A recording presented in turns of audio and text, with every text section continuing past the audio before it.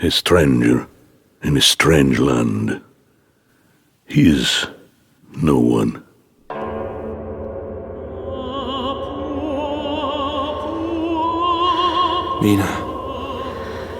Mina. Jonathan? Jonathan, I thought you were next to me. I thought you were home. Mina, don't come here. Don't try to find me. I dreamt I was in Whitby, in the churchyard. What happened, Mina?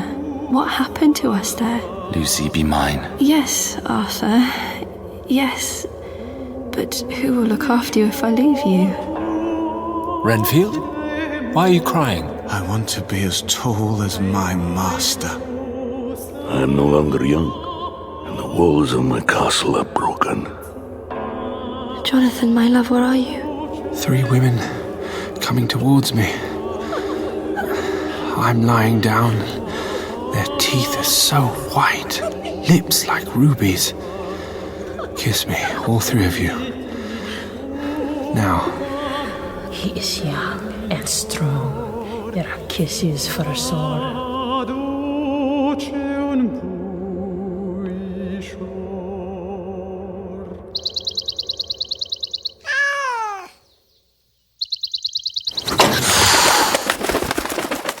The 5th of June, 1897. It was a hot day in the asylum. The heat makes the inmates variously drowsy or irritable. It induces melancholia.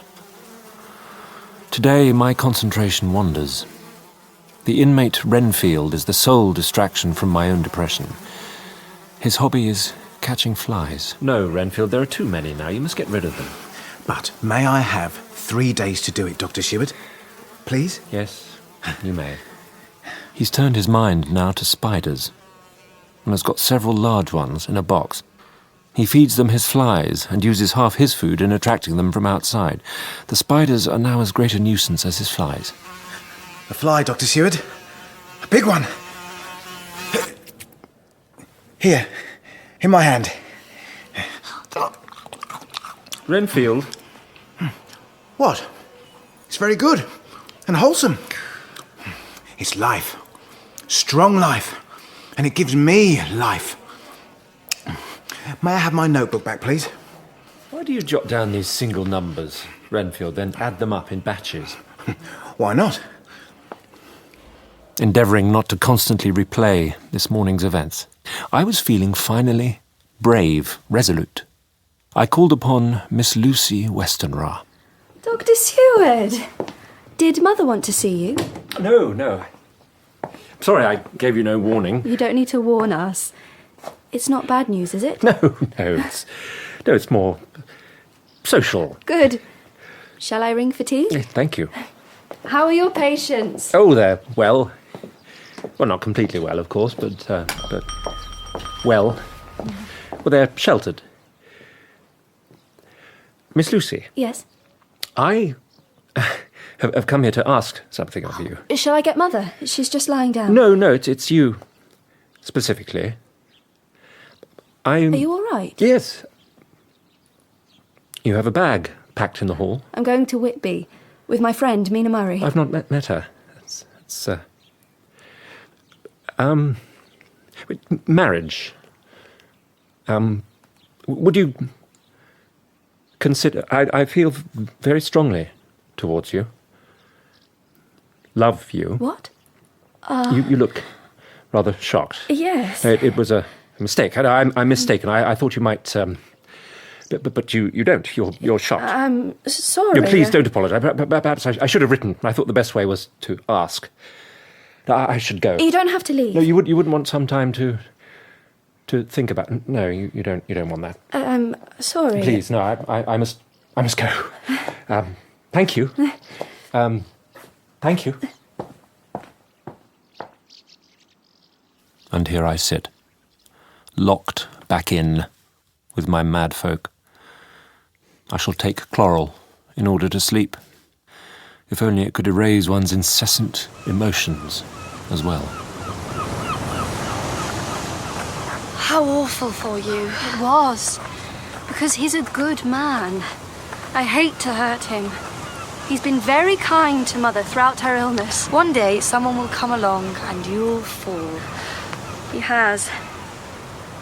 I have. Now. Mina, I'm in love. In love? With whom? Arthur. Arthur Holmwood. You don't know him. You've never mentioned him before. It's all been rather sudden. But it's real. Absolutely real. He's just... It feels complete when I'm with him. And is he in love with you? He says he is. Yes, of course he is. He is. We just are. You just know. You know when it's real, don't you? Yes. Yes, you do. You do. His father's Lord Godalming, for heaven's sake. But Arthur's not at all like that. He's just himself. And Jonathan will be back soon. I'm sure of it. He hasn't written for 5 weeks. I'm very glad for you, Lucy. Very. I'm sorry. Being euphoric. And I know you're so worried. No, you should be happy. I just wish he'd send a word.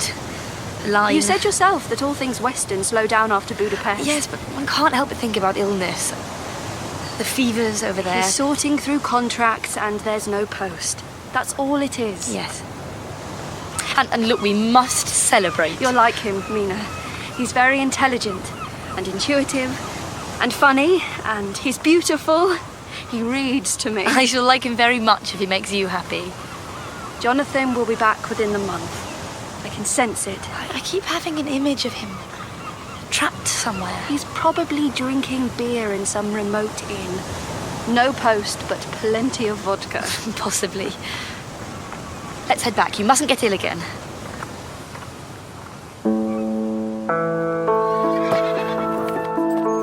"3rd of May. Dearest Mina, I keep this diary as a long letter to you in our separation. Since meeting you, I almost feel as though I have not truly done a thing until I have told you about it. I suspect that in the end, that is what love is.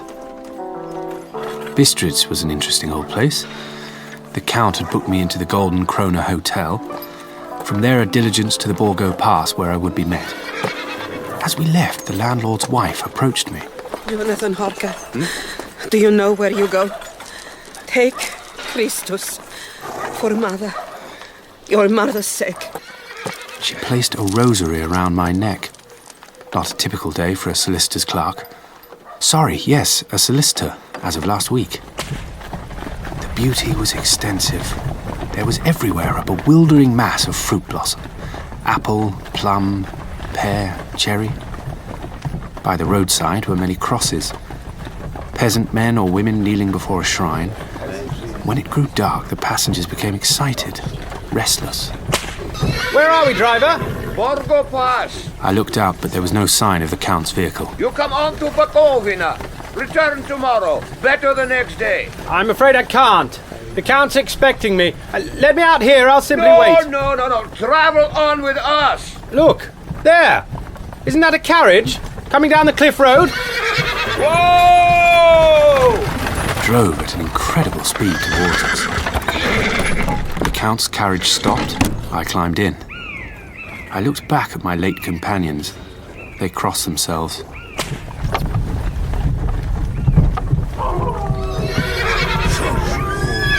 Shush, my beauty. It started to snow. Gently at first, but soon the landscape was pure white. Around us was a ring of wolves, with white teeth and lolling red tongues, with long, sinewy limbs and shaggy hair. Shoo! Away! Whoa! Whoa! Whoa! The coachman came out and swept his long arms at them. He seemed to have some power over the animals. We travelled on. We kept descending, scudding clouds on the dark horizon. Darkness, and then a haze. I must have slept, and when I woke I became conscious of the courtyard of a vast, ruined castle. I climbed down and stood in silence. A great door opened. Within stood a tall old man, clean-shaven, with a long white moustache, clad all in black. He stood very still and held an antique silver lamp, He motioned me in now with his right hand. Welcome to my house. Enter freely and of your own free will. He held out his hand and grasped mine. His grip was fierce and as cold as ice. Go safely, and leave something of the happiness you bring. Count Dracula? Yes, Mr. Harker. Come in. The night air is chill. You must need to eat and rest. Your bag? We walked up a winding stairway. Your room. I trust you will find all you wish. I washed, then joined my host. Supper was laid out. You will excuse me that I do not eat, but I have dined already and I do not sup. At this moment, a pack of wolves started to howl outside. The Count looked towards the window, intent, pained almost. He leaned across me. I recoiled. Listen to them.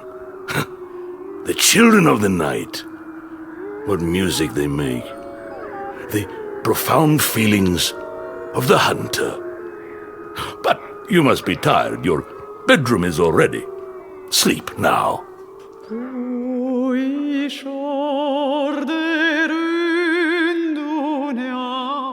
The 7th of May. I slept till late in the day. Breakfast was laid out. There was a card. I have to be absent for a while. D. In the library I found a vast number of English books. I read for a few hours. I hope that you rested well. Through these books I have come to know your great England. A stranger in a strange land, though. He is no one. But come, tell me of London and the house which you have procured me. The house is old and big. Good, good. To live in a new house would kill me. I am no longer young, and the walls of my castle are broken. Presently, with an excuse, he left me. I began to read and looked at a map of England. I found little rings marked near London, Exeter, and Whitby. Strange that each place pertains to you. I smiled at the happenstance and missed you. An hour later, the Count returned. Aha! Still at your books? Good. But come. I'm informed that your supper is ready. The Count stayed with me while I ate. Then he asked questions into the night. Soon I felt the chill which comes over one at the coming of the dawn, similar to the turn of the tide. They say that people who are near death die generally at the change to dawn or at the turn of the tide. Dearest Jonathan, I write from Whitby. It's a beautiful town. If I knew how you were, I would enjoy it. I miss you. I ache for us to be wed, and for life to be both normal and extraordinary. I wonder where you are, my love. I wish you were next to me. Mina.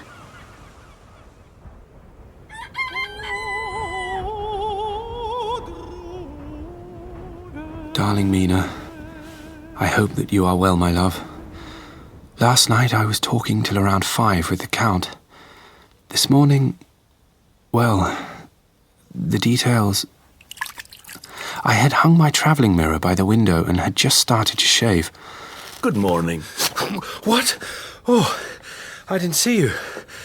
Oh, you have cut yourself. I had not seen him behind me in my glass. He stood next to me now, and there was still no reflection of him in the mirror. Oh, the blood. It is trickling down your chin. This is the word, yes? Trickling? It is. Get off me! What are you doing? Oh! Why do you wear this superstitious rubbish? It's a rosary. You've hurt my throat. You cut yourself. This is the cause. He hurled my mirror into the courtyard below. There are bolted doors everywhere. I feel like a prisoner. The only possible exit is the windows. When I returned to my room, the Count was making my bed. So, there are actually no servants in the house. It must have been the Count who drove me here. Tonight I leaned from my window. Mina, something was moving a story below me in the darkness. It was the Count. He crawled down the castle wall over the dreadful abyss. He was face down with his cloak spreading out around him like great wings. His fingers and toes grasped the corners of the stones, and he moved downwards fast like a lizard. Tonight he went out again. I explored the various stairs and passages. One vast room was full of dust and ruin. I drew a great couch to the windows. Then, in the moonlight opposite me, were 3 young women. Their bodies threw no shadows. They approached, and then... I don't remember. The moisture shone on her lips and tongue. Lower and lower went her head as her lips went below my mouth and to my throat. Hot on my neck, the skin of my throat tingling. Soft, shivering touch of her lips, and now the hard dents of 2 sharp teeth touching. Pausing. My eyes closed. Ecstasy. How dare you! Back, I tell you all. This man belongs to me. He never loved. He never knew pain. Yes, I too can love. Now, go. Go. I must awaken him, for there is work to be done. He will give us nothing. He'll leave us to starve. Look, sisters. She points at a bag which he has thrown upon the floor. It is still breathing. It moves as though there was some living thing within it. Take it, take it. Mine. The women close around the abducted child. Horror. I awake back in my bedroom. The Count must have carried me here. And now a woman in the courtyard. I peer down. Her hair is dishevelled. Her hands are over her heart, breathless. She cries out for the return of her child. She curses me. Wolves appear and circle round her.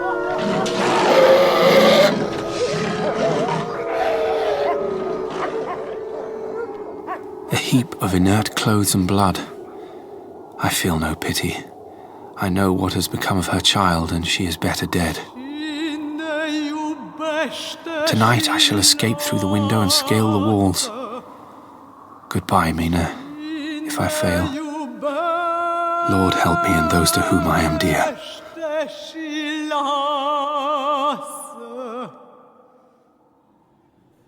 19th of August. There was a strange and sudden change in Renfield last night. About 8 o'clock he began to get excited. I don't want to talk to you. You don't count now. The master is at hand. He seemed utterly transfixed by this idea. He became quiet and went and sat on the edge of his bed. How are your spiders, Renfield? I don't care a pin about them. Mina, the waves are so high. It's incredible. The fishermen say that we're in for a storm. Imagine sailing on that. I can't see the horizon for the mist and those clouds. They're like giant rocks. Look, there's a boat. Just past the headland. It's rather beautiful. A schooner, isn't it? The wind is making it look rather like a toy, crashing around. Good evening, ladies. Good evening, Captain. We were just wondering what sort of ship that was out there. She's a Russian by the look of her. The air is becoming very still now. I don't like that. Why not?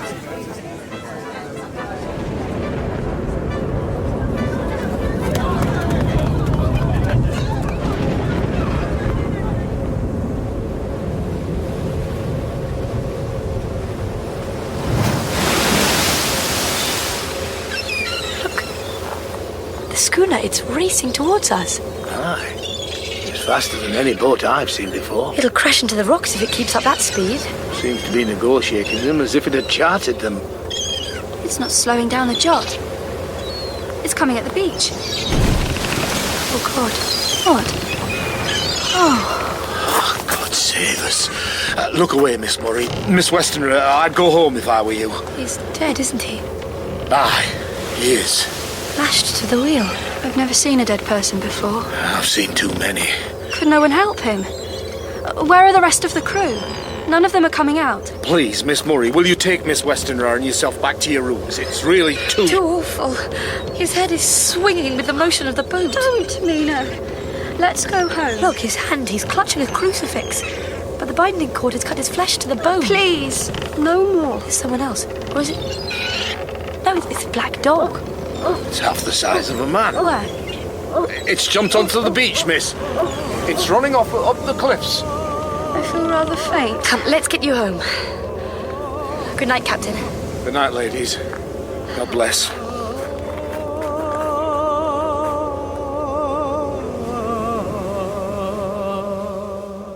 I'm weary tonight, and low.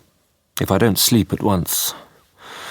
Chloral, the modern Morpheus, no. No, I shall take none tonight. Insomnia. 2 a.m. I'm wide awake. Sir! Dr. Seward! It's not my watch. It's Dr. Casey's. I know, Doctor, but we need you. What is it, Simmons? It's Renfield, sir. He's escaped. What? There was a loud noise. I looked in and he'd wrenched out his window. He's run towards the Carfax house. He's climbing a tree to get into the grounds. Well, it's just ruins and gated. Fetch a ladder, 3 or 4 men. We'll get in round the back. He can't get out. Yes, sir. I crossed the wall. I could see Renfield's figure just behind the house, so I ran after him. Master, I'm here to do your bidding, Master. I found him pressed close against the old iron-bound oak door of the chapel. I am your slave, and you will reward me, for I shall be faithful. We closed in on him. Let go of me! He's in a straight waistcoat now, and he's chained to the wall in the padded room.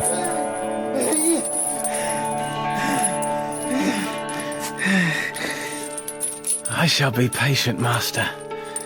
It is happening. Happening.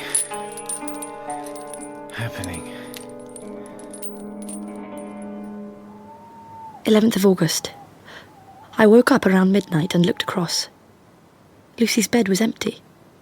She had unlocked the door. I took a big, heavy shawl and ran out. There was not a soul in sight. I looked across the harbour to the east cliff to see if Lucy was in our favourite seat, in the churchyard. There was a bright, full moon. I could see the ruins of the abbey, and there, on the seat, a half-reclining figure, white. It seemed as though something dark stood behind her. I flew down the steep steps to the pier and along by the fish market to the bridge.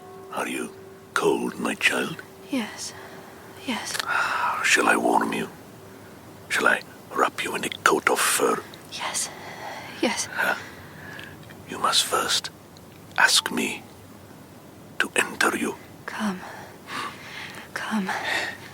Let us never move from here. Be inside of me, always. Good. My good child.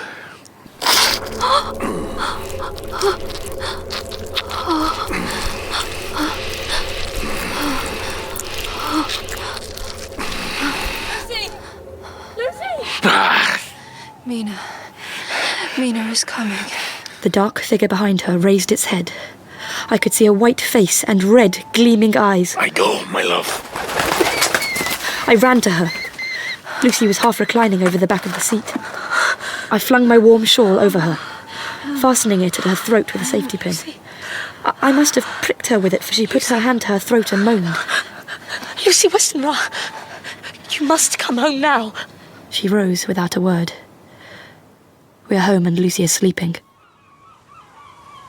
Same day, noon.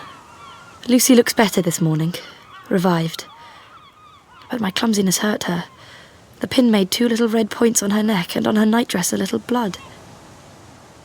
The 13th of August. I found Lucy sitting up in bed, asleep, pointing to the window. I looked out. The moon was behind the clouds. A great bat, circling, then gone. Lucy lay down and slept. I went out for some air. I looked up at our window and saw Lucy. I waved. She did not see me. She was fast asleep, and by her was something that looked like a good-sized bird. Are you a bird? Or a man? I am all things. I'm your dreams. Half man, half bird. A bull with feathers. I am all. Give me your neck now. It's yours. Am I yours?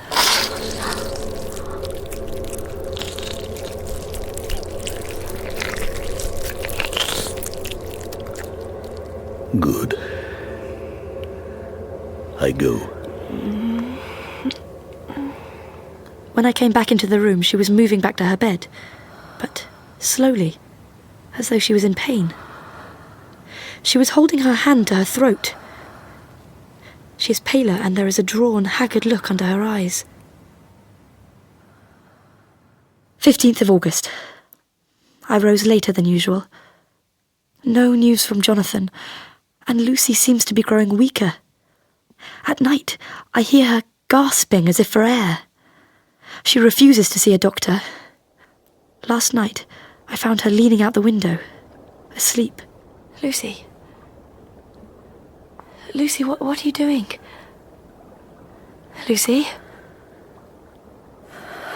Lucy? Lucy?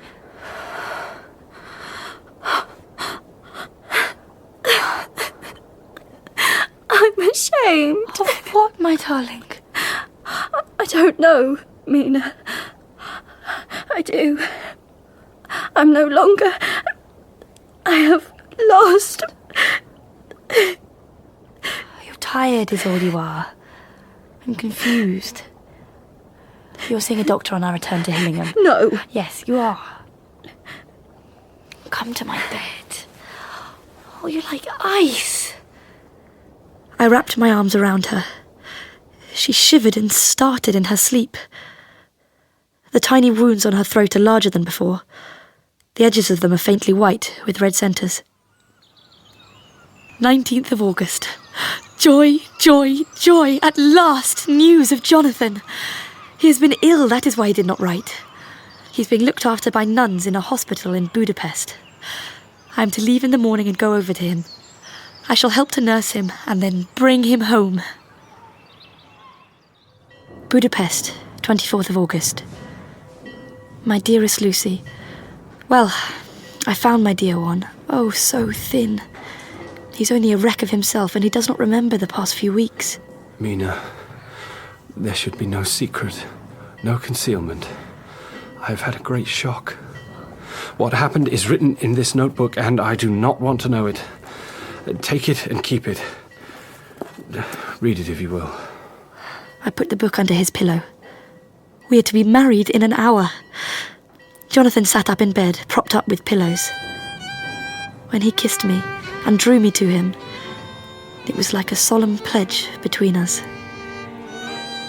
Your ever-loving, Mina Harker.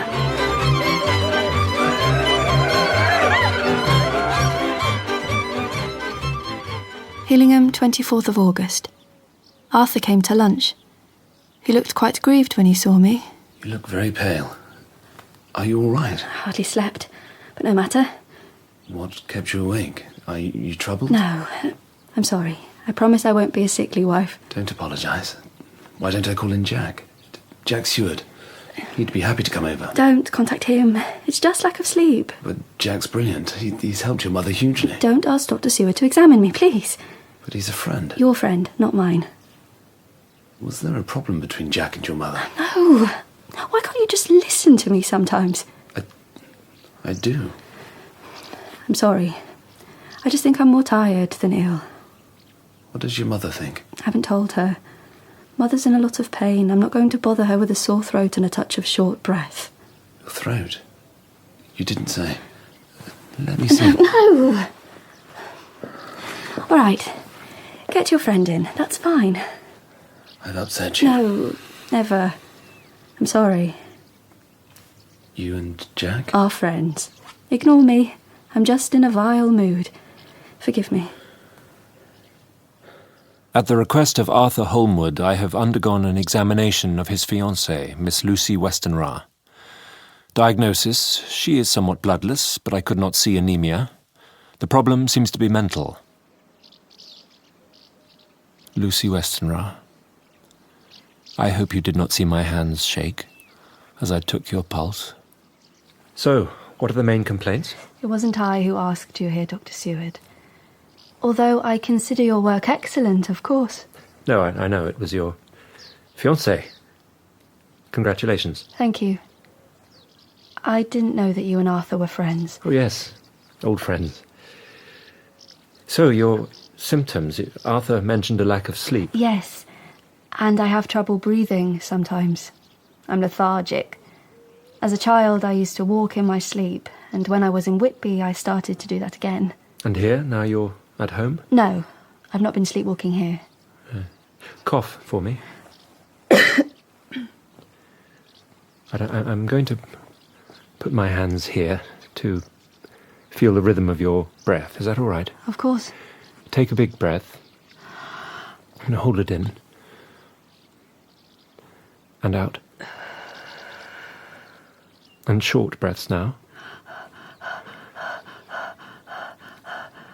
That's good. How long have you had this wound in your neck? It's just a pinprick. There are 2 tiny punctures. 2 pinpricks, then. It's nothing. I'd like to ask my old master, Professor Van Helsing, to examine you. Would you consent to that? Of course. Thank you. Good. But I'm sorry if this has been awkward for you. It will be my sole examination. I'm sorry if it was awkward for you. No, it wasn't. I'll go now. Will you take some tea? You shake your head. You look so beautiful for those moments. I wish I could make you happy. And I simply can't. I have just held you, listened to your lungs, your heartbeat, felt your hair brush against my neck. And you expect me to drink tea and talk about the rain? Dr. Seward? No, thank you.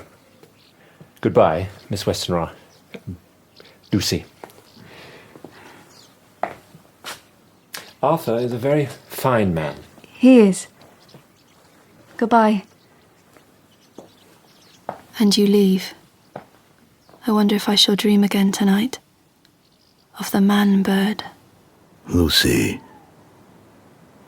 No. Yes. Yes.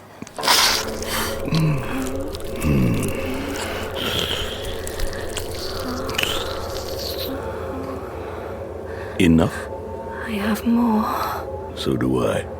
Many more, you naive child.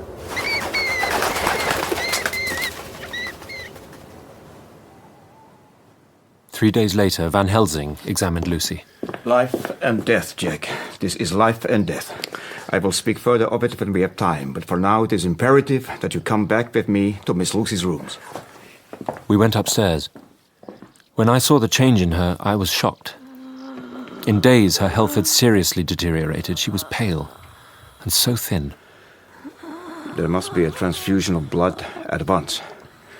Is it you or me? It must be me. I went downstairs with him, and as we were preparing, there was a knock at the hall door. Arthur. Jack. I was so anxious. I read between the lines of your letter. Dr. Van Helsing. I'm so thankful to you, sir, for coming. Sir, you have come in time. You are the lover. She is bad, very, very bad. You are to help her. What shall I do? She wants blood badly. We are about to perform a transfusion. Just tell me what to do, sir. Good. Come now.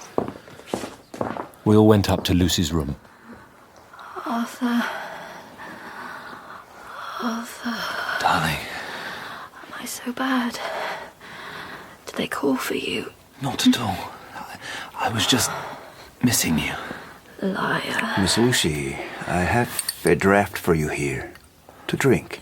Is it a narcotic? No, just a help for sleep. Liar. Prop me up a little, would you, Arthur? Here. I feel drugged already. Is that better? Yes.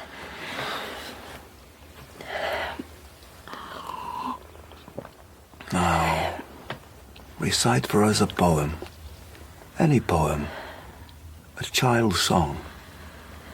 Who rides so fast through the wind and the wild?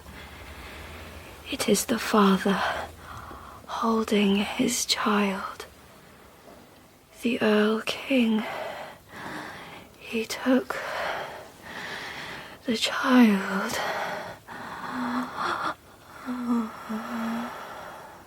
Mr. Holmwood, your arm. Dr. Seward, please time us with the clock.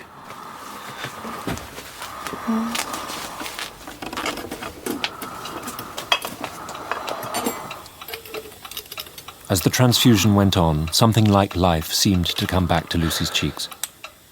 Much blood was needed, and Arthur was faint with it. It is enough. You attend him. I will look to her. The narrow black velvet band around Lucy's neck shifted. It showed a red mark on her throat. Van Helsing stared at it. I took Arthur downstairs. Don't just look at the food, Arthur. Eat. You must. Is she dying, Jack? No, the colour came back to her face. You saw that. But what's wrong with her? We'll find out. But you must keep yourself well for her sake. And your father's. Yes. I must see if Van Helsing needs me. Of course. Don't hide anything from me, will you? No, I shan't. Lucy slept. We examined her. Van Helsing looked at her neck intently. What do you make of that mark on her throat? What do you make of it? It's 2 punctures over the external jugular vein. Not a clean wound. There's no sign of disease. But the edges are white and worn, looking as if by some trituration. It's friction or grinding. Well? That's all I can make out. I must go back to Amsterdam tonight. There are books there which I want. You must remain here and watch. You must not sleep. I shall be back as soon as possible. I sat up with Lucy. Towards dusk, she woke. She looked much revived. Where's Arthur? He's gone to see his father. I assured him you were on the mend. You should rest. Try to sleep more. I'm afraid to. Then it just... Why? You're getting better.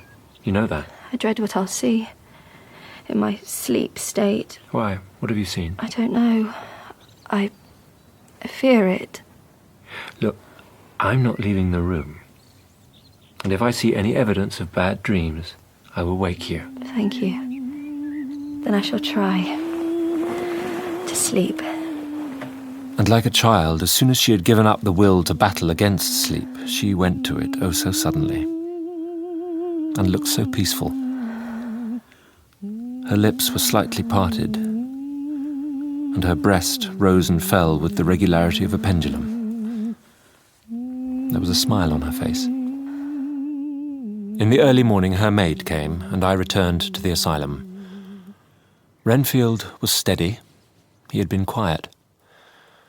For 2 nights now, I have not slept. I went back to Lucy's to check upon her progress. You see for yourself. I'm quite well. You're worn out. You must stay in the room opposite mine. I shall leave this door open, and your door too. I'll sit with you. No, you shall not. I'm quite well, and I shall be the nurse now. Sleep. And so shall I, like a couple of old soldiers. I smiled at her image of us. I had wished for a much different one. I agreed, for I was dog-tired.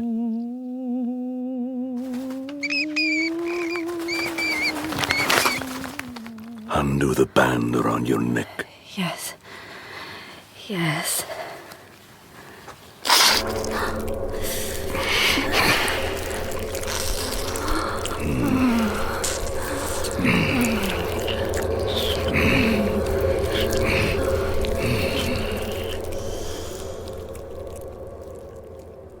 I was conscious of the professor's hand on my head and started awake all in a second, a habit I acquired at the asylum. And how is our patient?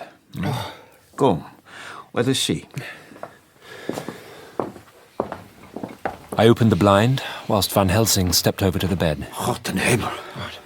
Lucy was unconscious, white, cold. Her lips were bluish, and the gums seemed to have shrunken back from the teeth. Quick, bring the brandy. Together we rubbed palm and wrist and heart and wetted her mouth. It is not too late, but we must begin again. I rolled up my sleeve and found a vein. We began the operation. What are you giving her? A hypodermic injection of morphia. Lucy went into a deep narcotic sleep. Now, ready? Yes.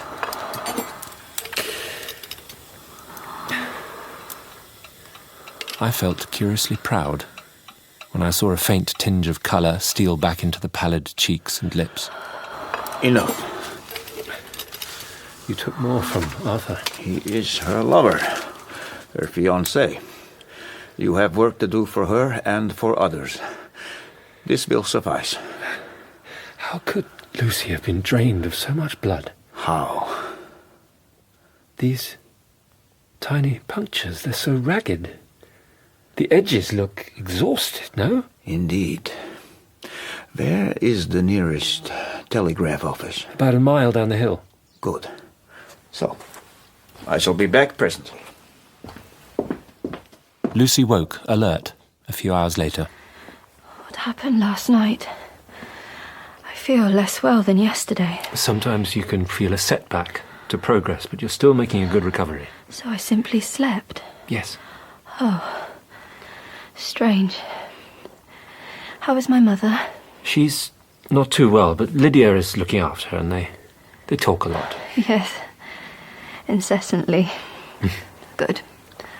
Thank you, Jack. I felt pride and an acute sadness that my blood was flowing in her veins. Secretly. Van Helsing returned in a couple of hours. Now you go home, my friend, and make yourself strong. I stay here tonight. Good night. I had a late dinner. I went my rounds. Renfield just stared at me when I looked in on him. Silent. He looked pained. Sad. The 11th of September. I went over to Hillingham. I found Van Helsing in excellent spirits and Lucy much better. A big parcel from abroad. For you, Miss Lucy. This is medicinal.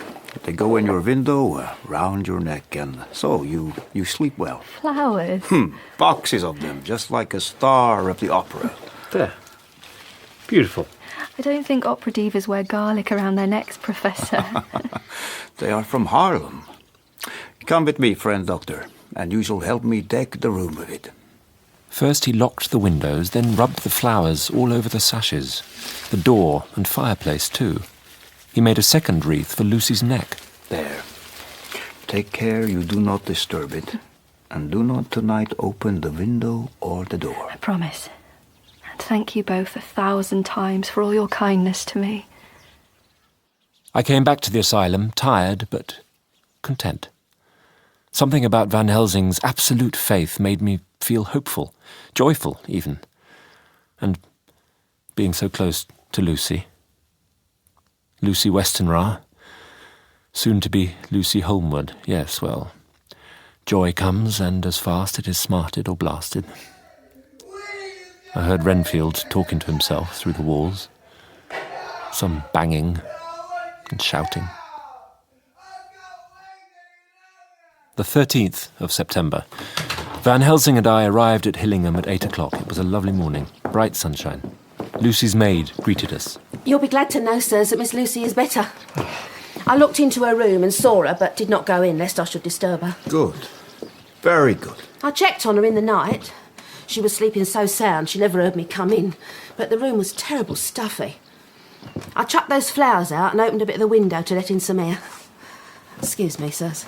The Professor's face turned ashen grey. God. Come. We must see and act. We must fight him all the same. Together we went up to Lucy's room. Her face had the same awful waxen pallor. Today, you must operate. I shall provide. You are weakened already. He locked the door. Again the operation, again the narcotic, again some return of colour to the ashen cheeks. Van Helsing rested now. So, Jack Seward, you did not expect such cases from your medical school, no? Nor for you to be draining your professor of his lifeblood. Tell me, Miss Lucy, what is she to you? A friend. Ah, well, they are rare and must be preserved. You look in pain, Jack. So I will watch now. Miss Lucy should wake from sleep in an hour, fresh and bright. The 17th of September. Tonight, I was posting up my books, which had fallen sadly into arrear. Suddenly, the door was burst open. Renfield? You! Renfield! Put down that knife. Put it down! Now, do you want to go back to the padded cell? No! You won't hold me back from seeing him when he comes! Now, you cut me! Stop! Stop now! I shall punch you to the ground, I mean it! But you... stop me! Always! You stop me! Doctor! Simmons, take him away. Your wrist, sir. You're bleeding. Yes. It's on the floor. Blood. I'll get a bandage. You look to Renfield. I will, sir. Look to me. Yes, look after me. Like I was your kitten. Renfield. That's blood, my blood. Get up, Renfield. Do we need the straight waistcoat with you? No need. I'm almost finished. I am overexcited and weary, and I need rest. Van Helsing has not summoned me.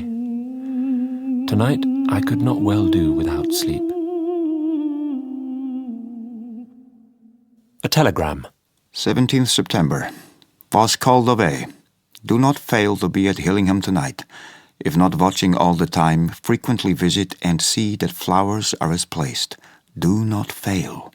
Shall be with you as soon as possible. The 18th of September. Van Helsing's telegram is one day late, as it was sent mistakenly to Carfax, Sussex. A whole night lost, and I know what may happen in that time. I was waked by a flapping at the window. I was not afraid. I tried to sleep, but I could not. Is there anybody there? God shield me. Arthur, goodbye.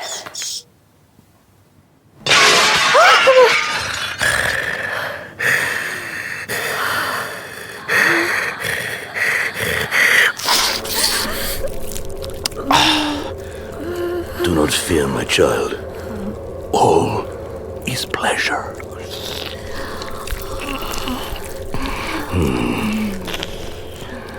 All. I come to you. Your neck. Your breast.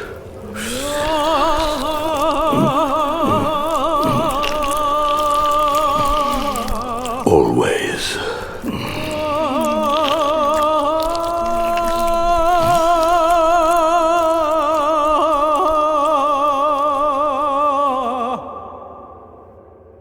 The 18th of September. I drove at once to Hillingham and arrived early. A terrible fear began to assail me.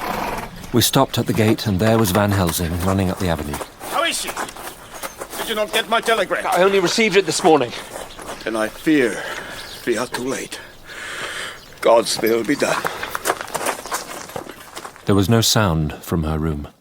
On the bed lay Lucy, her face white and still more drawn. The flowers were stripped from her neck. The two little wounds looked horribly white and mangled. The professor bent over her, his head almost touching her breast. She breathes. Quick. Bring the brandy. Van Helsing rubbed the brandy on her lips and gums and on her wrists and the palms of her hands. She has had put into her veins the blood of 3 strong men. What took it out? The 19th of September. All last night Lucy slept fitfully. On waking, she was hardly able to turn her head. She ate negligibly. Her open mouth showed the pale gums drawn back from the teeth. They are longer and sharper than usual. Arthur, don't kiss me. Later, she looked her own self again, but a dying one. We telegraphed Arthur.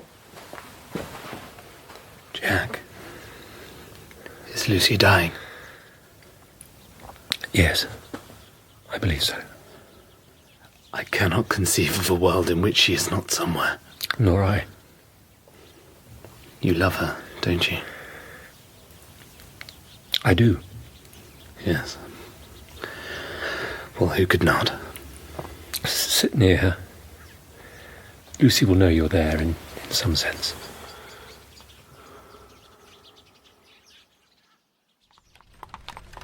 This afternoon, a carrier's cart with 2 men stopped outside. I watched them from my window.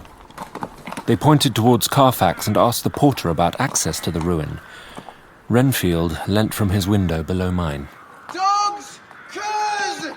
You men! You are not fit to serve him! Shut up, you foul-mouthed beggar! Dogs! Unfit! Unfit! Filthy leeches! The men departed. Why should they serve when I cannot? Why does he break my heart?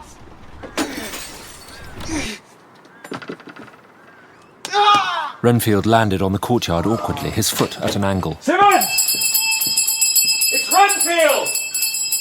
Simmons! We chased him up the road.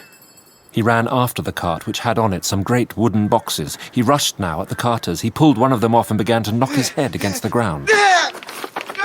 He's mine! Do you hear me? Not yours! I've waited! I've waited! You won't take my bride!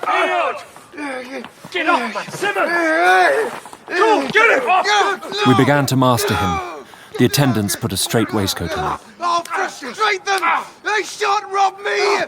They shan't murder me by inches! I'll fight for my lord and master! Get him! They got him back to the house and put him in the padded room. One of the attendants, Hardy, had a finger broken. However, I set it all right, and he's going on well. I duly relieved Van Helsing in his watch over Lucy. Her teeth seem longer and sharper, Professor. The canine teeth, yes. Be vigilant. I'll take over at 6. Alone I sat with this poor, troubled girl. I went over to the window. There was full moonlight, and here was a great bat, which wheeled around. When I came back, I found that Lucy had torn away the garlic flowers from her throat. I replaced them and sat watching her. When Van Helsing came to relieve me, he removed the flowers and lifted the silk handkerchief from her throat. Mein Gott, it will not be long now. Take that poor boy and let him come and see the last. He trusts us, and we have promised him. I went to the dining room and waked Arthur. Come, my friend. Summon all your fortitude. I have none. You must find it. For her sake. Yes. Yes. I would gladly die for her, Jack. I know. When we came into the room, Lucy opened her eyes. Arthur, oh my love, I'm so glad you have come. Kiss me. Arthur bent to kiss her, but Van Helsing swooped upon him. Not on your life! Not for your living soul and hers! You think to stop it, but nothing can stop it. What, my love? I need it. You shall not have it! Lucy's sharp teeth clamped together. Then her eyes closed. When she opened her eyes again, they were once more soft. She took Van Helsing's large hand and she kissed it.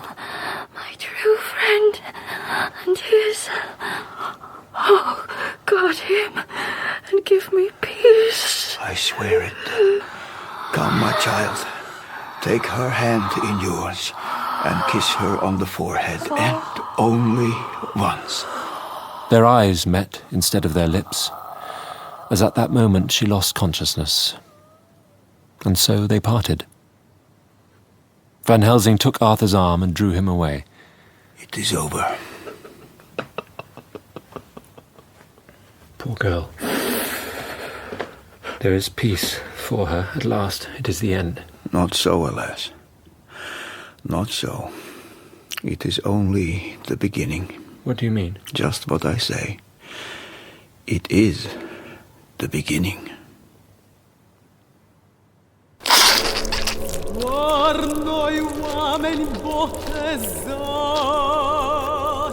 Oh, how sweet.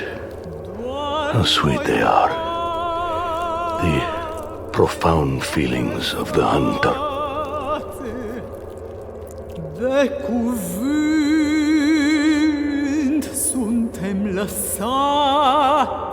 In Part 1 of Dracula, by Bram Stoker, adapted by Rebecca Lenkiewicz, Count Dracula was played by Nicky Henson, Jack Seward by Charles Edwards, Dr. Van Helsing by John Dougall, and Renfield by Don Gilet. Mina Murray was played by Ellie Kendrick, Lucy Westenra by Scarlett Brookes, Arthur Holmwood by Joe Sims, and Jonathan Harker by Michael Shelford. The child was Harper Bone. Other roles were played by Christine Absalom, Robert Blythe, and Patrick Brennan. The music was performed by Adriana Festeu. Dracula was adapted by Rebecca Lenkiewicz and directed by Jessica Dromgoole.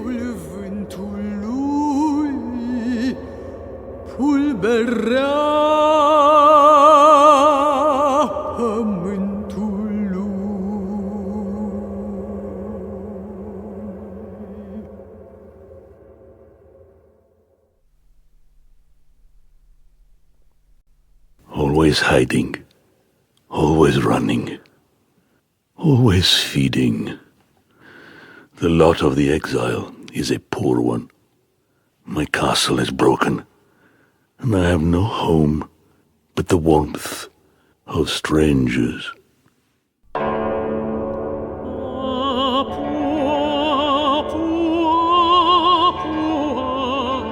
Miss Lucy is dead.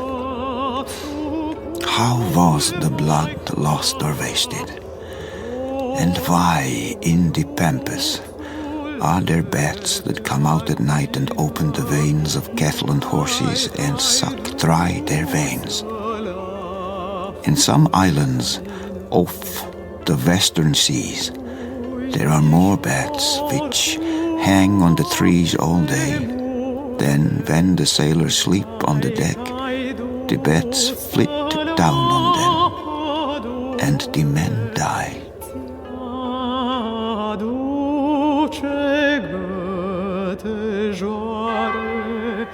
The funeral of Lucy Westenra is to happen tomorrow. The undertaker had certainly done his work well. There was a wilderness of beautiful white flowers. When Professor Van Helsing turned the winding sheet gently back, we both started at her beauty. I could not believe my eyes, that I was looking at a corpse. The professor placed wild garlic flowers amongst the others on and around the bed. Then he took from his neck, inside his collar, a little gold crucifix and placed it over her mouth. He restored the sheet to its place, and we came away.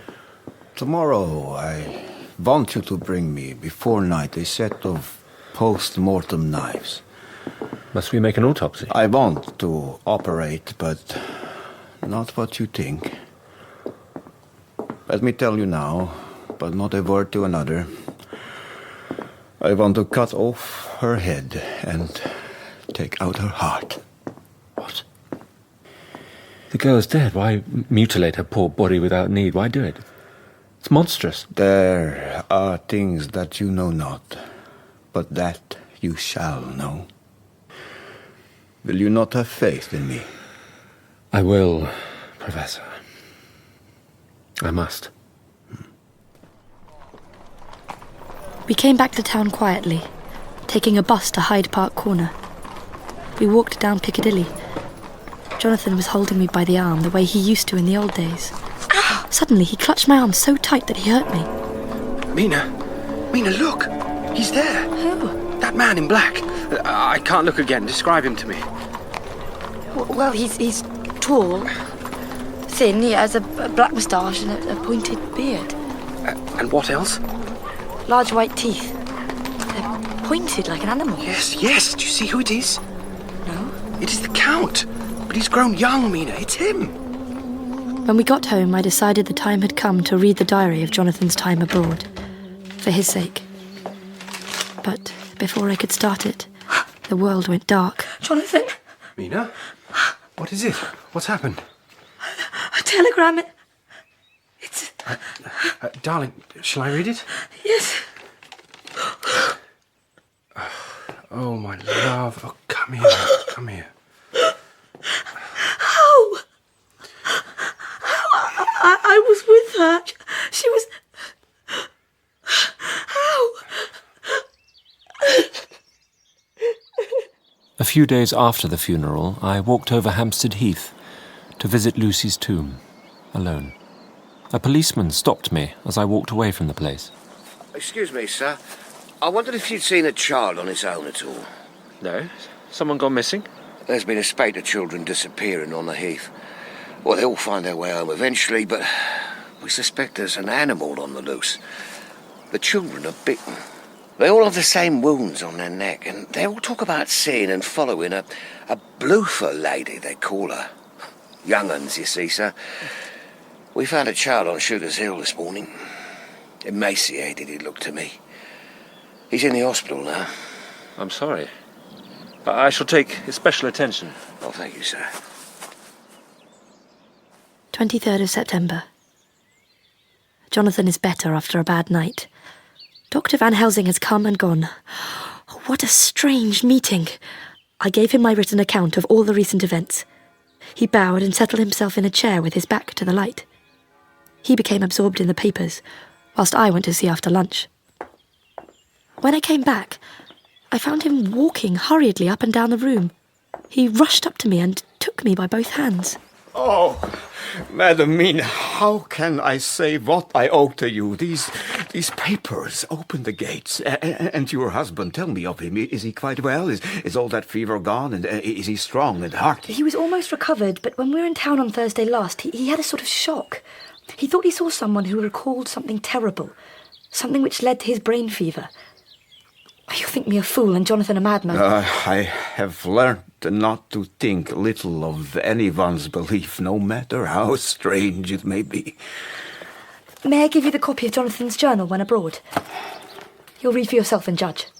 So he took the papers with him and went away. And I sit here thinking I don't know what.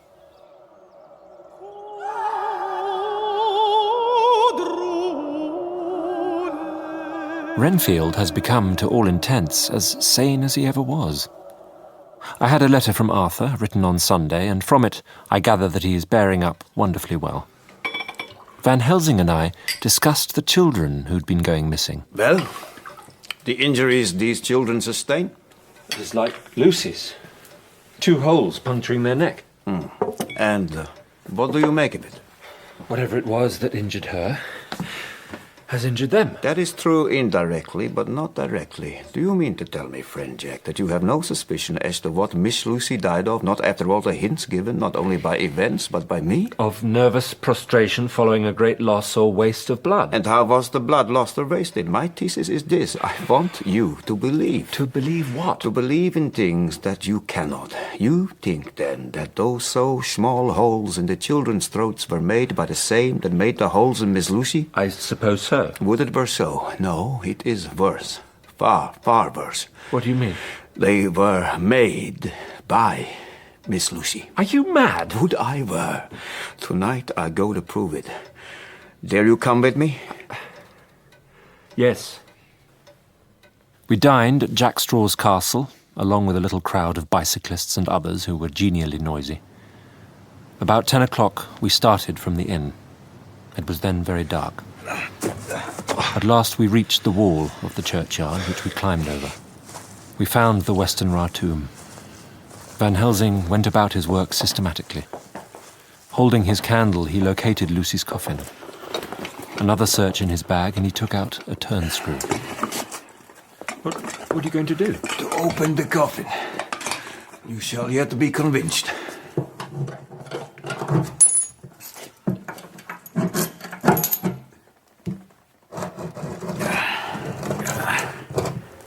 It's empty. Are you satisfied now? How can you account for it not being there? Oh, perhaps a body snatcher. Some of the Undertaker's people may have stolen it.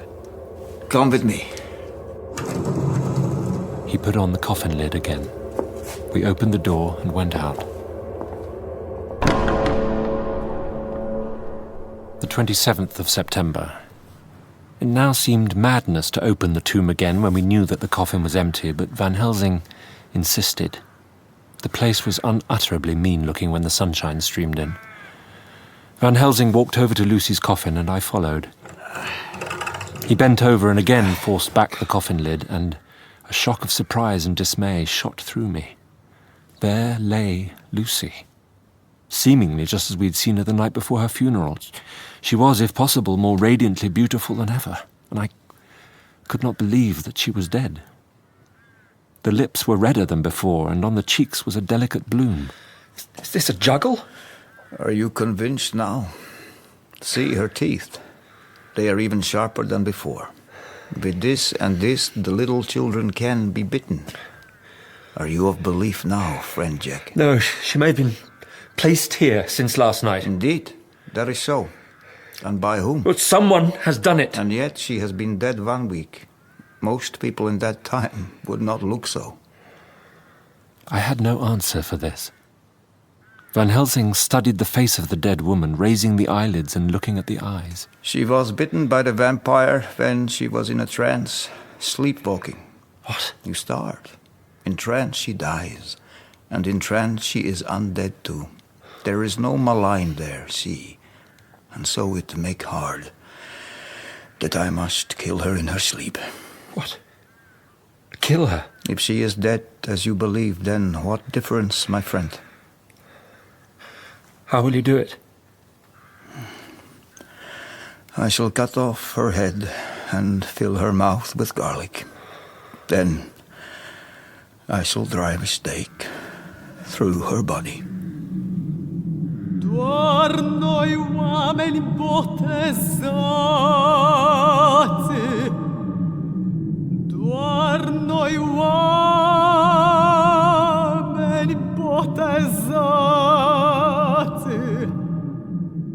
Last night, I was almost willing to accept Van Helsing's monstrous ideas. But now, after a good sleep, I wonder if his mind can have become in any way unhinged. Today, Arthur and I came into Van Helsing's room. So, good. I want your permission, my boy, to do what I think good this night. It is, I know, much to ask. Dr. Van Helsing, if you can assure me that what you intend is Christian and honourable, then I give my consent. I accept your limitation. What is it we are to do? I want you to come with me to the churchyard at Kingstead. Where Lucy is buried. And when there? To enter the tomb. Is this some monstrous joke? No, we must open the coffin. This is too much. Miss Lucy is dead, is it not so? Yes, then there can be no wrong to her. But if she be not dead... Has there been some mistake? Has she been buried alive? I go no further than to say that she might be undead. What do you mean? Is this all a nightmare, or what is it? We are truly on the verge of one, Mr. Holmwood. I ask you, may I cut off the head of the dead Miss Lucy? No! Not for the wide world would I consent to the mutilation of her dead body. Are you insane? I have a duty to do, a duty to others, a duty to you, a duty to the dead, and by God, I shall do it. All I ask you now is that you come with me, that you look and listen. Come with us, Arthur, as her protector. It was just 1:15 midnight when we got into the churchyard. The night was dark, with occasional gleams of moonlight between the dents of the heavy clouds that scudded across the sky. When we'd come close to the tomb, I looked well at Arthur. Are you all right? Yes. Yes. This is her coffin. Jack, you were with me here yesterday. Was the body of Miss Lucy in here? It was.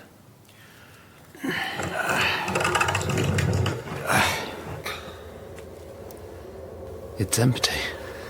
We will wait outside. Things much stranger are yet to be. Come. It seemed fresh and pure in the night air after the terror of that vault.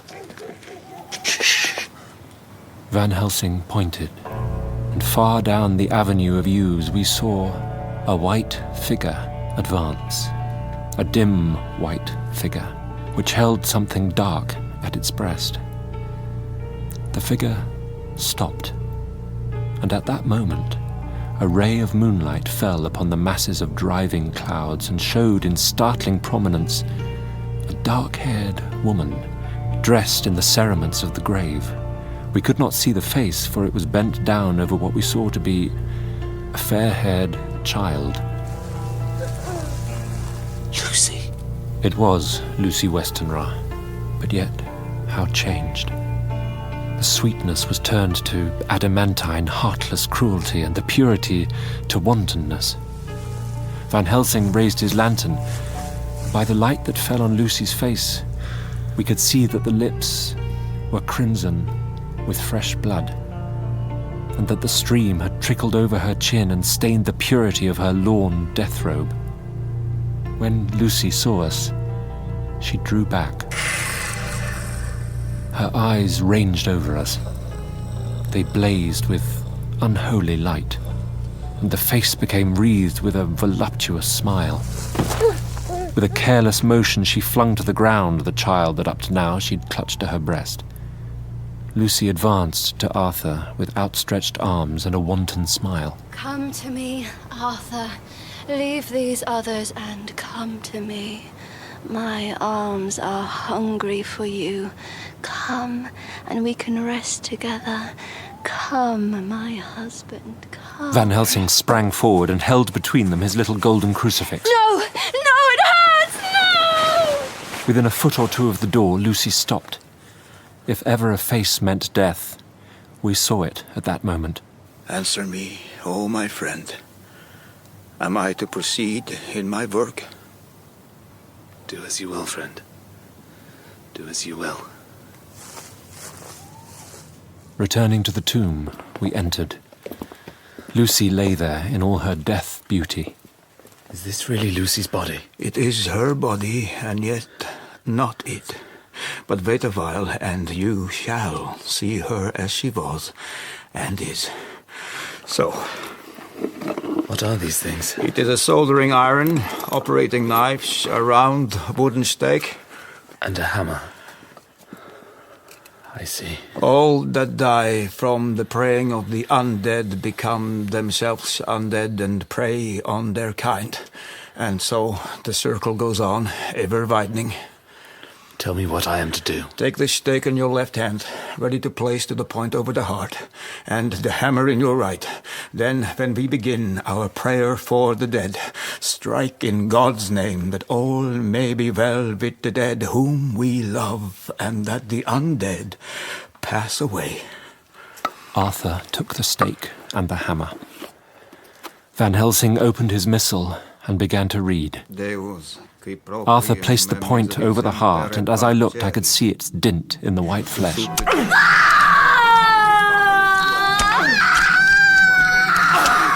The thing in the coffin writhed, the body twisted in wild contortions. The sharp white teeth champed till the lips were cut, and the mouth was smeared with a crimson foam. Stop! Stop!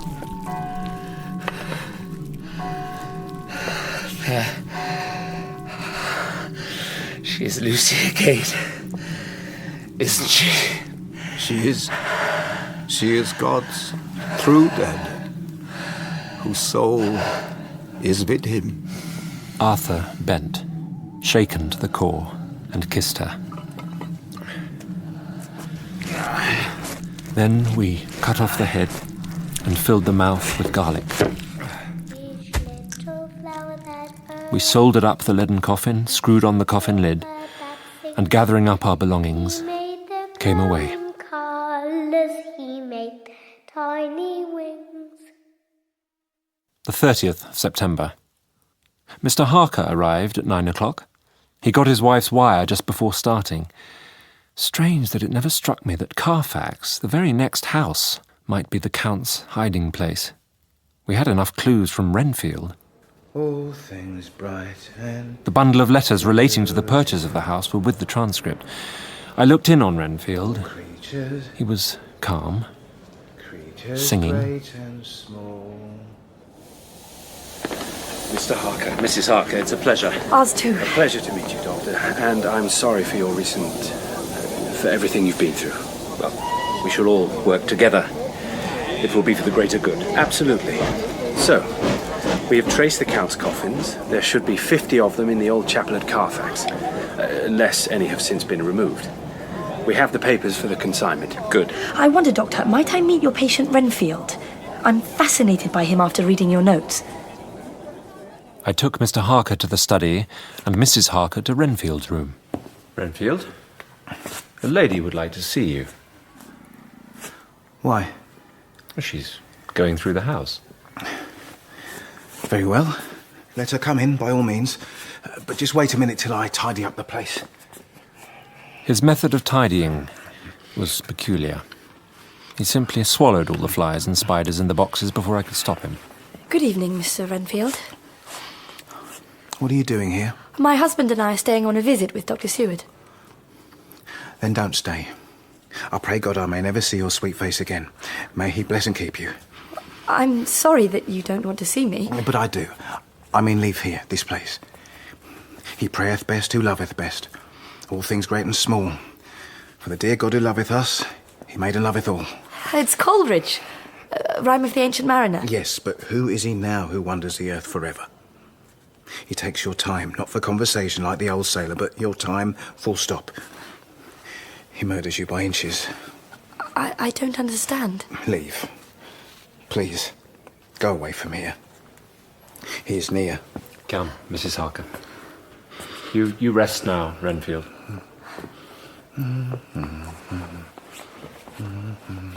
30th of September.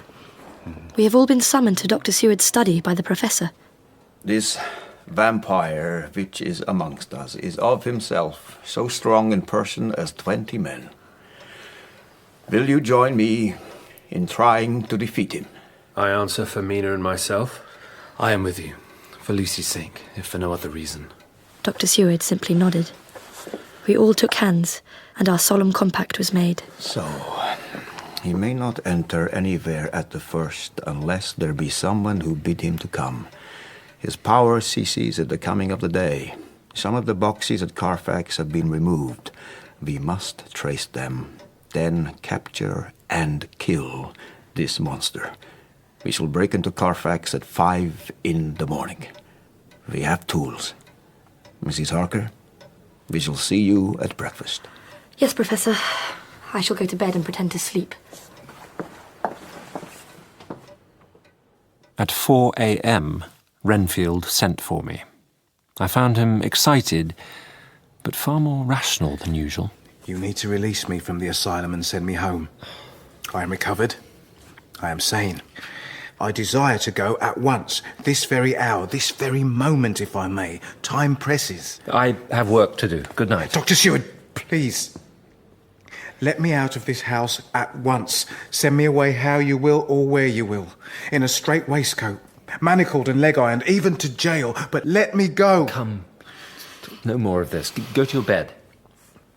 Try to behave more discreetly.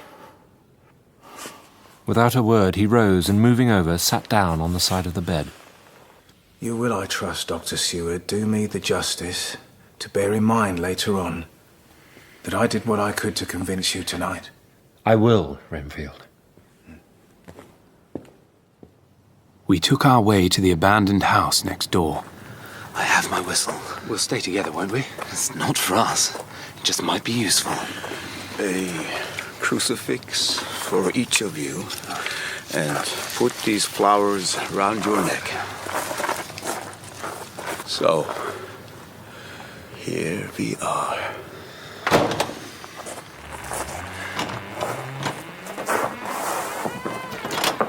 manus tuus, Domine. The dust is almost like a carpet. Footsteps. Look. Yes. Recent ones. You know this place, Jonathan. You have copied maps of it. Which is the way to the chapel? This way. Oh. What is that smell? Dry miasma. It smells like hell to me. Blood. Accurate. They must see how many of the boxes are left.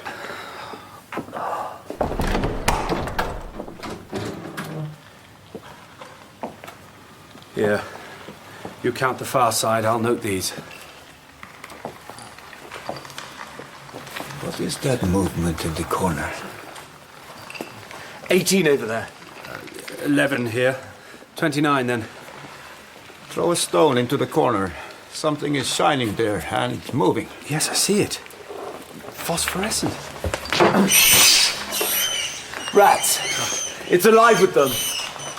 These doors lead to the outside. Well, they won't just leave. They might. With this.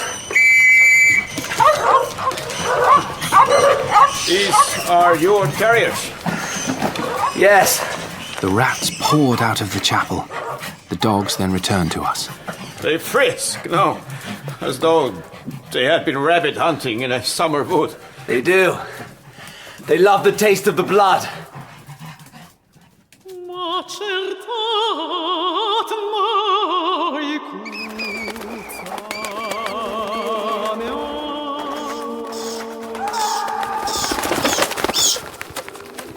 Jonathan? Johnny?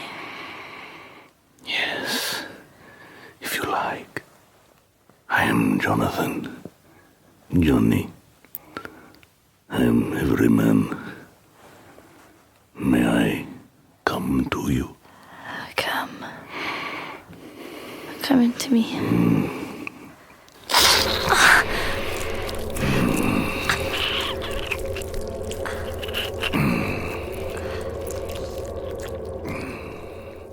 First of October. Mina. We all overslept ourselves. Mina. I had to call Mina 2 or 3 times before she awoke. Who are you? What? Angel, are you all right? What? I'm your husband. Were you expecting a prince? Oh, hello. I can't move, I'm so tired. I dreamt about mist. Hmm? It became a sort of pillar of cloud in the room. Then it was a fire and 2 red eyes. A white face bent over me. Perhaps Dr. Seward could give you a dose of chloral tonight. Yes. He said that chap Renfield wants to see you again. Does he? What? Don't go if it'll upset you. Oh, no, but I will. My day has passed as though I was sleepwalking. I was so tired. Poor Mr. Renfield. He was very gentle. And when I came away, he kissed my hand. God bless you. Truly, God bless you. And all creatures. In some way, it affected me much. I'm crying when I think of him. Dr. Seward has given me a little opiate, a sleeping draught. A new fear comes now, that I may have been foolish in thus depriving myself of the power of waking. I might want it.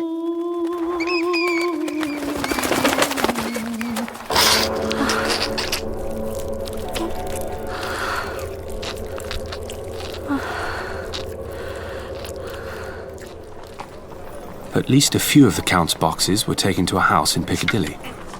A man was outside taking down various notice boards. Excuse me, sir. You're the agent of this house. I wonder if you might tell me something of it. It is sold, sir. Ah, who purchased it? It is sold, sir. Surely you do not mind letting me know so much. But I do mind. The affairs of their clients are absolutely safe in the hands of Mitchell, Sons and Candy. I act on the part of Arthur Holmwood, Lord Godalming. He was at once friendlier. I garnered some information and departed. I got a cup of tea at the Aerated Bread Company and came down to Purfleet by the next train. Mina was looking tired and pale. She went to bed disturbed. I told the others of my findings. If all the missing boxes are in the Piccadilly house, then our work is near the end. But if we do not find 21, we must search until we find them. The 1st of October. I am puzzled afresh about Renfield. His moods change rapidly. How are the flies? The ancients did well when they typified the soul as a butterfly. Oh, it's a soul you're after now, is it? Oh, no. Oh, no. I want no souls. Life is all I want. I'm pretty indifferent about it all at present. He became sulky then, and so I came away. Later in the day, he sent for me. I found him sitting in the middle of the floor on his stool, a pose he always adopts for thinking. What about souls? What about them yourself? I don't want any souls. You like life. You want life. Oh, yes. But how are we to get the life without getting the soul also? I mean, surely you have the souls of thousands of flies and spiders and birds and cats buzzing and twittering and moaning all around you. You've got their lives, you know. You've got to put up with their souls. Something seemed to affect his imagination, for he put his fingers to his ears and shut his eyes. To hell with you and your souls! Why do you plague me about souls? Haven't I got enough worry and pain? Forgive me, Doctor. I forgot myself. Pray do not put me in a strait waistcoat. I want to think, and I cannot think freely when my body is confined. Please. I believe that the Count has been to him, and there is some new scheme of terror afoot. I went after my round to Van Helsing and told him my suspicion. He grew very grave. I took him to Renfield, and we listened outside his door.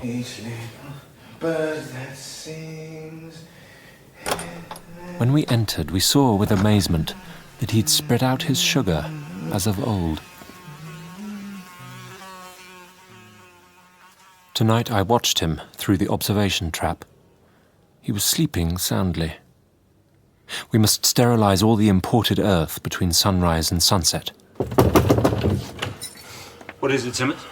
Renfield, Doctor. He's been attacked. He's on the floor in a pool of blood. What happened? I've no idea. I went to move him. His face was beaten to a pulp, sir. Pardon the expression. Could he have done that to himself? No, sir. His back is broken. Both his right arm and leg, and the whole side of his face are paralysed. But how could the two things occur? If his back was broke, he couldn't beat his head. And if his face was like that before the fall out of bed, there would be marks of it. I stared at Renfield now. A poor excuse of colours and contortions. One could hardly call this a man. Go to Dr. Van Helsing.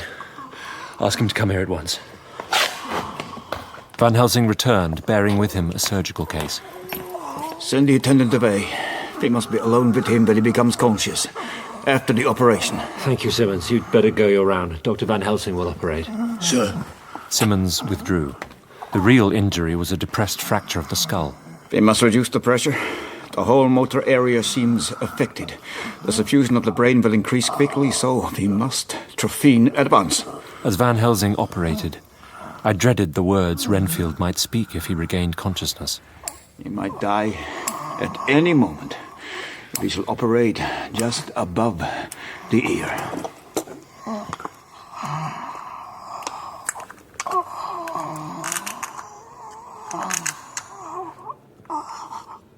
Give me some water. My lips are dry. We moistened the parched lips. I have had a terrible dream. Tell us your dream, Mr. Renfield. I thought that somehow Mrs. Harker had come into the room. She came again this afternoon. She didn't look the same. I don't care for the pale people. I like them with lots of blood in them. And hers all seem to have run out. He has been taking the life out of her. Gott in Himmel.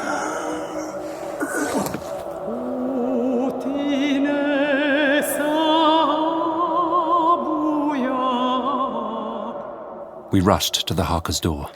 We threw ourselves against it. With a crash, it burst open. The moonlight was bright. On the bed beside the window lay Jonathan Harker, breathing heavily as though in a stupor. Kneeling on the near edge of the bed, facing outwards, was the white-clad figure of his wife. By her side stood a tall, thin man clad in black.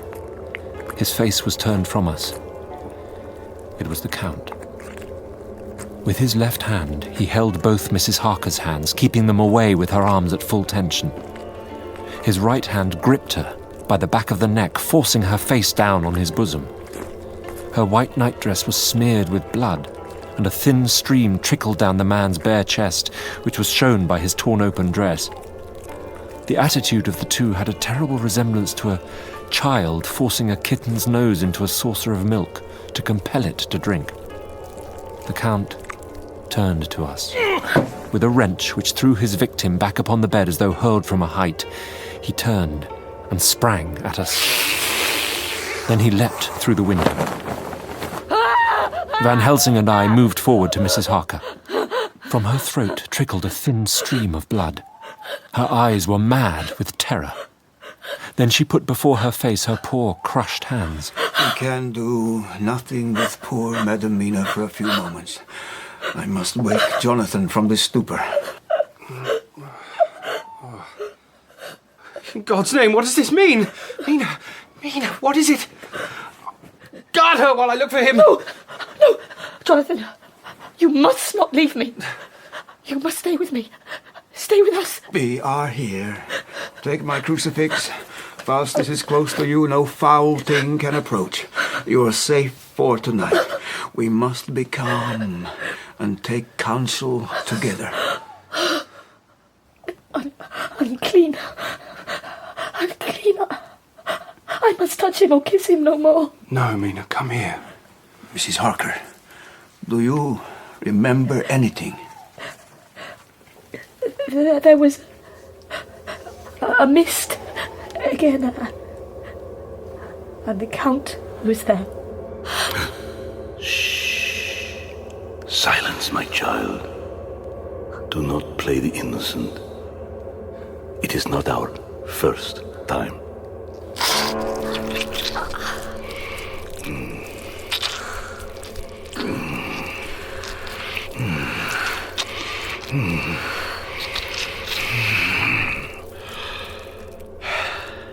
You would help these men to hunt me, but you are now flesh of my flesh, blood of my blood.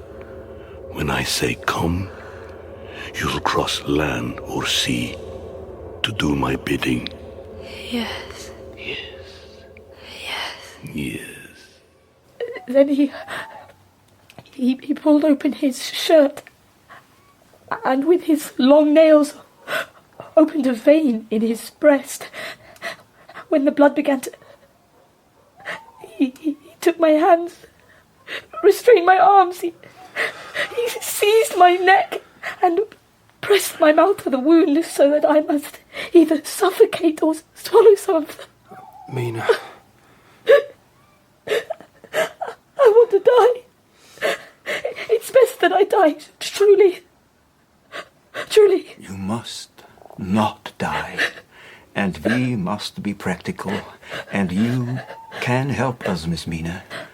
Infinitely. Will you? Yes. Yes. If I can. So, 2 of us will wait for him in the Piccadilly house. Another will search for the other earth boxes at Bermondsey and Mile End. I shall wire to my people to have horses and carriages where they'll be most convenient. No, we should take cabs. Are we all armed? We are. Now, Madam Mina, let me see you armed against personal attack. On your forehead I touch this piece of sacred wafer. In the name of the Father, the Son, and... It hurts. There's a mark, isn't there? A burn, a scar. It's nothing, nothing. We must pledge, all of us, to help each other. It is so dark. I pledge. And I. And I. And I. And I. We all travelled to the house in Piccadilly. We had the locks changed and entered. The stench from within was overwhelming. We waited.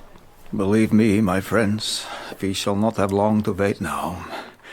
We should have ready some plan of attack, so that we may throw away no chance. Hush. There is no time now. Have all your arms. Be ready. We waited. Suddenly the Count leapt into the room. Harker threw himself before the door. Harker had ready his great kukuri knife. For my wife! A scratch. Superficial. Compared to your wife's wounds, it is invisible. Oh! Gold! Keep it! I shall have your wife and you can take my money. Count! Take the crucifix! Eat the wafer! Away! Away! Keep that vile instrument of death away from me! You think to baffle me? You, with your pale faces, all in a row, like the sheep in a butcher's shop. My revenge is just begun. Your girls that you all love are mine already, and soon you will be my jackals when I want to feed. He passed quickly through the stable door and fastened it behind him. By the time we forced it open, there was no sign of him. Later, I was awakened by Mina. Go. Call the Professor. I want to see him at once. 2 or 3 minutes later, Van Helsing was in the room in his dressing gown, and Arthur was with Dr. Seward at the door. Madam Mina? Professor, I want you to hypnotize me. Do it before the dawn, for I feel that now I can speak, and speak freely. Be quick, for the time is short. The Professor started the process. Gradually, her eyes closed and she sat, stock still. Where are you? I don't know. Sleep has no place it can call its own. What do you see? I can see nothing. It is all dark. What do you hear? The lapping of water. I can hear them on the outside. Then you are on a ship. Oh, yes. There is the creaking of a chain, and metal sounding upon metal in the breeze. What are you doing? I'm still. Oh, so still it is like death. Dr. Van Helsing placed his hands on Mina's shoulders and laid her head down softly on her pillow. We go off tomorrow, Dr. Seward, Mr. Holmwood, to find what ship and whither bound. Jonathan, you stay with Madam Mina. That day, we went to the harbour. We have seen the owner of the ship on which the Count has boarded. The box we seek is to be landed in Varna. We are to meet here in my study in half an hour and decide on our course of action. The Tsarina Catherine left the Thames yesterday morning. It will take her at least 3 weeks to reach Varna. But we can travel overland in 3 days. Tonight we can get ready, and then, if all be well, we 3 can set out on our journey. We 3? Ah, you must remain to take care of your wife. I want to consult with Mina. Very well. I watched Mina sleep, calm. Then she opened her eyes. Jonathan, I want you to promise me something on your word of honour. I promise. Promise me that you will not tell me anything of the plans formed for the campaign against the Count.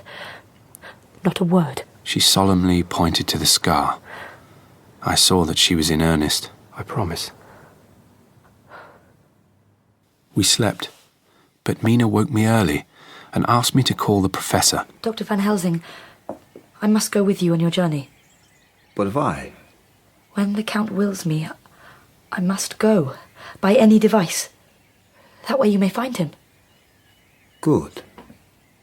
You shall with us. Jonathan, You must promise me that should the time come, you will kill me. When you shall be convinced that I'm so changed that it is better that I die than that I may live. You'll drive a stake through me and cut off my head. Mina. Promise. I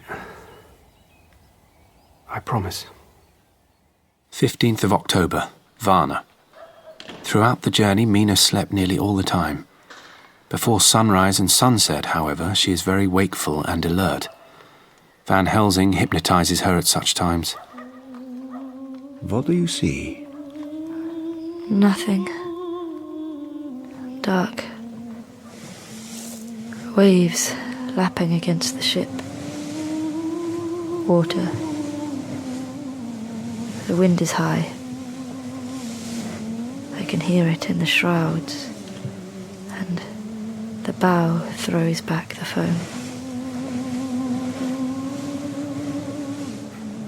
We wait now, here in Varna. Another day, and no tidings of the Tsarina Catherine. She ought to be here by now. I fear that the Count is escaping us. I have a telegram. The Count's boat entered Galatz at 1 o'clock today. He's tricked us. When does the next train start for Galatz? At 6:30 tomorrow morning. How on earth do you know that? If we go to Castle Dracula, we must go by Galatz, or at any rate through Bucharest, so I learned the train times. You, Arthur, go to the station and get the tickets. Jonathan, go to the agent of the ship and get from him letters to the agent in Galatz with authority to search the ship. Madame Mina, Harker, and Arthur left to make preparations. Van Helsing saw the worry in my face and confirmed my thoughts with his own theory. In the trance of 3 days ago, the Count sent to Madame Mina his spirit to read her mind. He learned then that we are here. Now, he makes his most effort to escape us. 30th of October. At 9 o'clock, Dr. Van Helsing, Dr. Seward and I called on the agents of Hapgood in the river harbour. They took us on board the Tsarina Catherine. We met the captain, who told us of his voyage. He said that in all his life he had never had so favourable a run. Oh, he had a big box which had been put on board by a queer-looking old man. The Armenians wanted me right or wrong to take out the box and fling it in the river, but an hour before sunup, a man took it. He had his papers all right, and I'm glad I was to be rid of the damn thing. What was the name of the man who took it? Here's the receipt. Signed, Emanuel Hildesheim. We found Hildesheim in his office. He told us he had received a letter from London telling him to collect a box which would arrive at Galatz in the Tsarina Catherine and to give it to a certain Petrov Skinsky. That was all he knew. We then sought for Skinsky. You are his neighbor, yes? Yes, but I have not seen him for some days. Does this boy know him? Who is running down the street as though he were on fire? Everyone knows Skinsky. Roland, you must come with me. Skinsky's dead in the churchyard. His throat had been torn open. Van Helsing and I walked back to the hotel and relayed our news to the others. My theory is that some Slovaks are transporting the Count by water to his castle. In my trance I heard cows low and water swirling level with my ears and the creaking of wood. The Count was on a river in an open boat. Look, the river most suitable is either the Prut or the Seward. We'll need a steam launch and horses. Professor Van Helsing and I are to leave by the 11:40 train tonight for Vereshti, where we are to get a carriage to drive to the Borgo Pass. Jonathan sets off on a steamer, and Arthur and Dr. Seward on horses. We are rushing along through the darkness. The cold from the river seems to rise up and strike us. 1st of November, evening. We have found nothing of the boat we seek. We have now passed into the Bistritza, and if we are wrong in our surmise, our chance is gone. We have overhauled every boat, big and little. If we could only go faster. But we cannot. The engines are doing their utmost. Seward and Arthur ride along the other river, and soon we shall meet. 31st of October. Arrived at Vereshti at noon. We have 70 miles before us. Later. The houses are very few. The dear horses are patient and good. We got to the Borgo Pass just after sunrise yesterday. This is the way. How know you it? Jonathan wrote of it. We go on for long, long hours and hours. We are going up, and all is oh so wild and rocky, as though it were the end of the world. We have had only the rest needful for the horses. We must push on. We shall never feel happy till we get the launch in sight again. There are signs of snow coming, and if it falls heavy, it will stop us. All yesterday we traveled, always getting closer to the mountains and moving into a more and more wild and desert land. Madam Mina still sleep and sleep. Finally, I too held down my head and slept. When I awoke, I saw a castle. What are you doing, Professor? Why are you drawing a circle around me? I break the wafer down so, and now you are well guarded. Will you not come over to the fire? Yes. Ow! It hurts. The circle hurts me. Good. Then it works. I left Madam Mina sleeping within the holy circle. I took my way to the castle. The doors were all open. I broke them off the rusty hinges lest I might not get out. I found my way to the old chapel. The air was oppressive, sulphurous fume. There were at least 3 graves to find. I search, and I find one of them. She lay in her vampire sleep, so full of life that I shudder as though I have come to do murder. I brace myself and find by wrenching away tomb tops one other of the sisters, then the other fair sister. There was one great tomb more lordly than all the rest. On it was but one word: Dracula. I laid in Dracula's tomb some of the wafer, then began my terrible task, and I dreaded it. It was butcher work.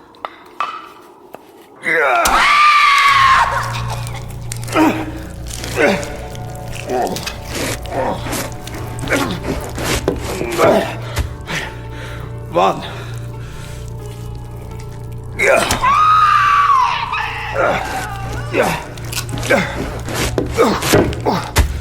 2.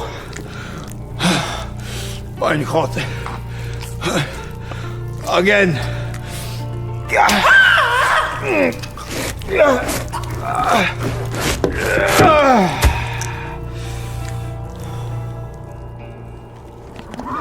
We ride and ride.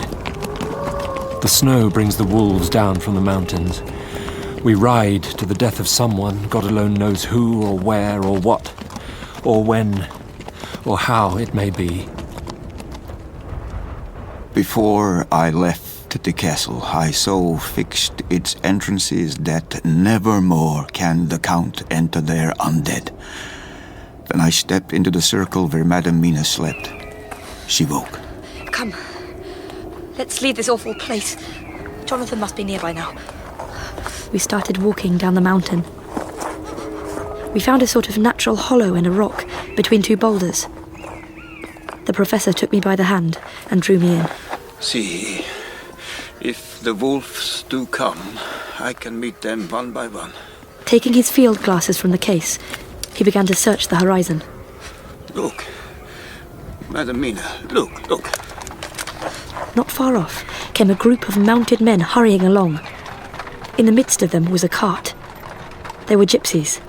On the cart was a great square chest. They are flogging the horses. They are racing for the sunset. We may be too late. Oh, God's will be done. Then there was a blinding rush of driving snow, and the whole landscape was blotted out. It soon passed, however, and once more his glasses were fixed on the plain. Look.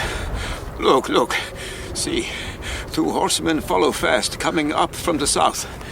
It must be Mr. Holmwood and the doctor. Looking around, I saw on the north side another man, riding at breakneck speed. It was Jonathan. Closer and closer they drew. Halt! Halt! The gypsies reined in, and Arthur dashed up at one side. But the leader of the gypsies lashed the horses forward. Jonathan raised his Winchester rifle. At the same moment, Dr. Van Helsing and I rose behind the rock and pointed our weapons at the Sigony. The gypsies tightened their reins and stopped. Every one of them drew a knife or pistol. Our men threw themselves from their horses and dashed towards the cart. The gypsies formed round it in a sort of undisciplined endeavour. Jonathan jumped upon the cart, raised the great box and flung it over the wheel to the ground.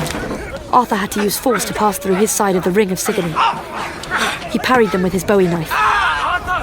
But now Arthur was clutching at his side, blood spurting through his fingers. Jonathan attacked one end of the chest, attempting to prise off the lid. Arthur attacked the other end. The lid was yielding. The sun was almost down. I saw the Count lying within the box. He was deathly pale. Now his red eyes saw the sinking sun, and his look of hate turned to one of triumph. But on the instant, Jonathan's great knife sheared through the throat. Arthur's bowie knife plunged into the heart. The whole body crumbled into dust. The gypsies turned, without a word, and rode away as if for their lives. Arthur held his hand pressed to his side. The blood still gushed through his fingers. It was worth for this to die. Look. Now, God be thanked that all this has not been in vain. See, Madam Mina's forehead. The curse has passed away. And, to our bitter grief, Arthur died. A gallant gentleman. His blood upon the snow. Doar noi oameni botezați, doar noi oameni botezați.